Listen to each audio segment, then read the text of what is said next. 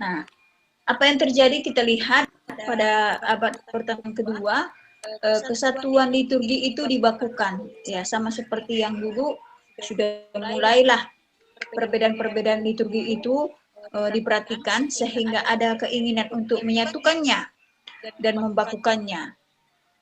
Nah, jadi kebakuan itu atau kesatuan dari liturgi itu yang berbeda tadi sudah mulai dilakukan pada abad pertengahan kedua ini. Jadi bagaimana para pemimpin sudah mempunyai buku-buku panduan, ya sama seperti kita di gereja, ya ada panduan liturgos, ya pembawa liturgi. Nah, jadi buku-buku itu pun juga sudah diterbitkan. Nah, bahkan kita lihat bagaimana Paus Gregorius pada saat itu dia sangat aktif dan berjasa dalam rangka untuk mengatur, mengumpulkan baik itu nyanyian, himne, liturgi, sehingga terjadilah penyeragaman atau kebakuan di dalam liturgi itu.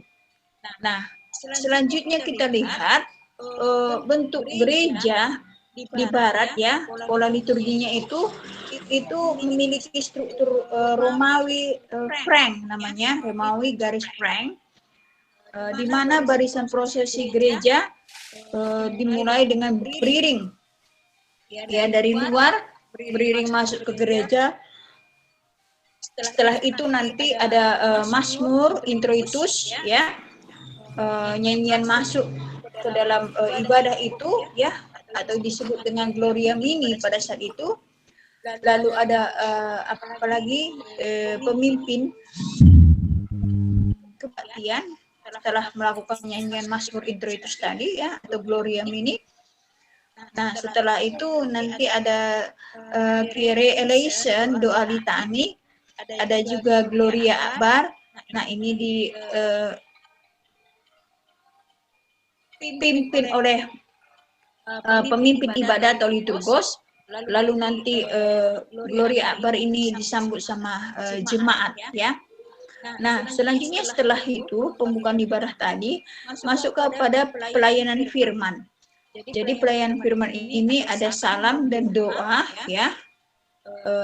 Lalu pembacaan surat, ya, pembacaan surat misalnya kan itu biasanya dilakukan oleh seorang diaken, ya.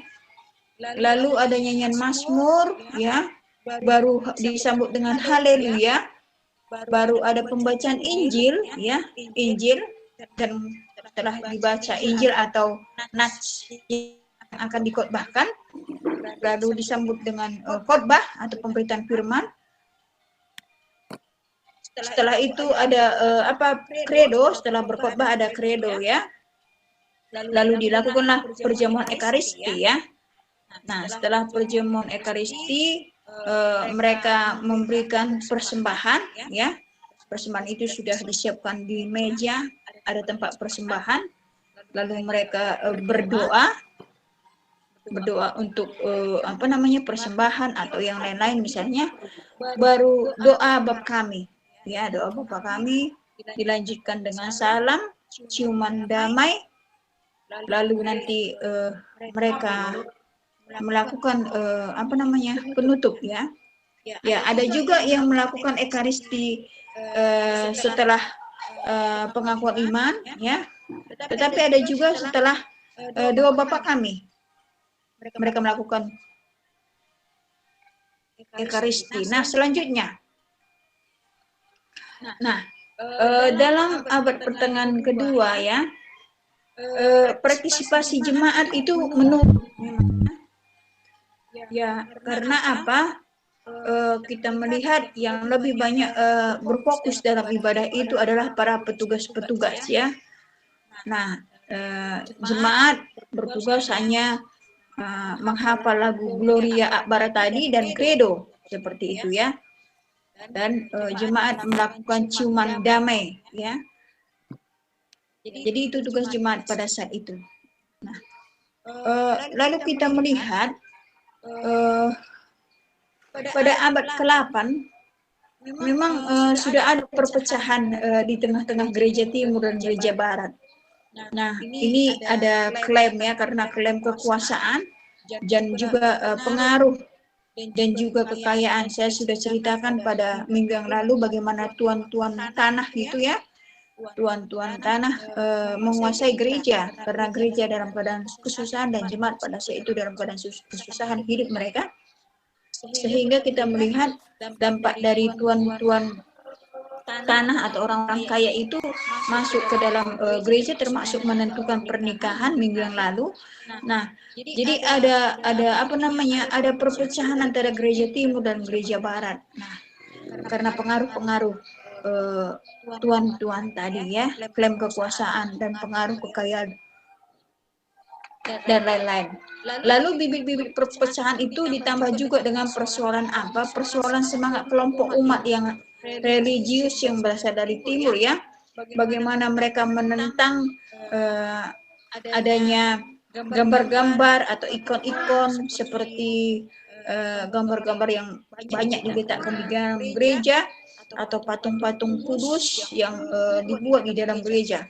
Nah, jadi gereja timur itu tidak setuju dengan ikon-ikon tadi. Nah, sedangkan paus di barat, paus ya atau gereja barat itu mereka tidak mempersoalkan ikon-ikon itu, gambar patung kudus. Maka mereka memberikan kepada ikon gambar dan patung suci tersebut. Nah, sehingga kita melihat kaisar selalu apa ya, mereka taat kepada gereja timur, sehingga kaisar menentang ikon-ikon itu. Jadi ada pertentangannya. Gereja timur mereka tidak setuju dengan ikon itu, sedangkan gereja barat di situ ada paus, mereka setuju, bahkan memberikan penghormatan kepada ikon-ikon itu. Nah, sedangkan kaisar yang berada di gereja timur ya, dia setuju dengan gereja timur. Nah, jadi mereka terjadi perpecahannya, ada dua di situ. Nah, kita melihat ya, yaitu tahun 1040-an. Nah, gereja barat ini mengalami kemerosotannya. Ya, gereja setuju dengan ikon-ikon tadi dan paus juga ya. Lalu kita melihat pemimpin gereja yakni paus lumpuh ya, dilumpuhkan tahtanya. Nah, apa penyebabnya kemerosotan ini dan kelumpuhan tahta paus ini? Karena adanya korupsi yang merajalela di tubuh gereja. Nah, jadi pada saat itu tahun 1040 itu terjadi korupsi yang merajalela ya di tubuh gereja. Sedangkan pengontrolan terhadap keuangan, wewenang, jabatan itu kita lihat pada masa itu ya sangat kurang ya. Sehingga kita melihat terjadilah apa? Dua kekuatan muncul ya, atau dualisme ya. Nah, di sisi lain yang pertama adalah kekuatan pertama yaitu para rohaniawan ya, kaum rohaniawan dan masyarakat umum. Nah, jadi kita melihat ya bagaimana kaum rohaniawan dan masyarakat umum ini melihat adanya yang ketidakbenaran di tengah-tengah tubuh gereja seperti itu. Nah, sedangkan kelompok kedua yaitu kerajaan-kerajaan duniawi ya, yang mementingkan tentang apa namanya, materi-materi. Nah, termasuk di dalamnya yaitu pada saat itu paus dan kaisar ya, lebih mengutamakan hal-hal duniawi daripada hal-hal yang spiritual seperti itu. Nah, sehingga terjadilah dualisme di tengah-tengah gereja juga. Nah, selanjutnya kita melihat ya bagaimana situasi ini dilihat oleh seorang tokoh namanya Santo Agustinus ya. Dia melihat situasi ini sudah tidak benar lagi. Nah, sehingga dia berusaha untuk apa? Untuk memperbaiki situasi ini ya, memperbaiki situasi yang terjadi pada saat itu. Nah, di mana Agustinus mengatakan bahwa abad pertengahan ini adalah abad kegelapan bagi masyarakat Eropa. Karena apa? Karena secara intelektual terjadi kemunduran ya. Secara intelektual orang-orang di Eropa, masyarakat Eropa itu terjadi kemunduran seperti itu. Nah, karena mereka tidak memperhatikan hal-hal spiritual, tetapi lebih sibuk dengan hal-hal dunia. Dan kita melihat bagaimana juga pengaruh dari gereja, ya, termasuk Paus pada saat itu ya, bagaimana mereka itu berusaha untuk mengawasi pemikiran masyarakat, karena pada masa itu masyarakat dan kaum rohaniawan, mereka yang hidup di dalam hal-hal yang kudus atau bukan duniawi. Nah, pemikiran mereka ini berusaha untuk ditutupi supaya mereka tidak kritis, sehingga masyarakat tidak memprotes opsi yang semakin merajalela di tengah-tengah tubuh gereja. Jadi kita lihat susah untuk jemaat ini diam seperti itu ya. Nah, jadi itu makanya Agustinus mengatakan abad pertama kegelapan pada saat itu ya. Nah, jadi kekuasaan agama pada saat itu bersifat absolut ya. Kita melihat gereja ya yang sangat menekankan tentang kekuasaan seperti itu, ternyata banyak terjadi penyimpangan dan peristiwa sejarah yang kelam ya. Nah, itu kita lihat. Dan Agustinus juga memprotes tentang sikap-sikap orang-orang yang hidup secara duniawi tadi. Nah, selanjutnya kita melihat tadi sudah saya katakan bahwa masyarakat ini tidak diberikan kebebasan ya. Sehingga kita melihat ada kerinduan dari masyarakat untuk memprotes ya, kenapa kami tidak diberikan kebebasan untuk bicara seperti itu, padahal sudah terjadi penyimpangan di tengah-tengah tubuh gereja itu sendiri. Nah, hal ini ya, pemikiran masyarakat yang berusaha untuk kritis ya, walaupun mereka agak ditekan pemikiran mereka, menimbulkan sebuah budaya yang baru disebut yaitu Renaissance ya, Renaissance, di mana Renaissance ini dia menghidupkan kembali tentang humanisme ya, humanisme klasik ya. Jadi masyarakat pada saat itu ingin supaya ya manusia ini dihargailah, memanusiakan manusia seperti itu, supaya mereka tidak, pendapat mereka itu tidak dibungkam atau ditutup, tetapi diberikan kebebasan kepada mereka untuk bersuara, karena situasi gereja pada saat itu ya seperti tadi sudah tidak bagus lagi, korupsi dan juga duniawi seperti itu ya. Jadi humanisme Renaissance ini penekanannya adalah bagaimana setiap individu dari manusia itu menganggap bahwa orang lain itu, pribadi orang lain itu harus diperhatikan, didengarkan seperti itu ya, dibebaskan ya. Jadi mereka bisa bebas untuk berbuat sesuatu yang menganut keyakinan mereka, jangan mereka dibungkam seperti itu.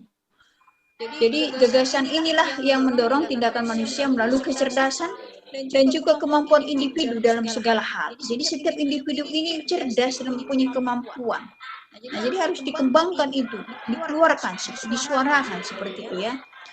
Nah, jadi kita melihat lagi bagaimana abad ke-14 sampai ke-7 ya, karena munculnya humanisme ini tadi ya, Renaissance humanisme ini tadi, maka melahirkanlah suatu zaman yang baru ya, yaitu zaman bisa dikatakan zaman modern. Dan juga kita lihat bagaimana zaman ini akan membuat lahirnya masa reformasi ya.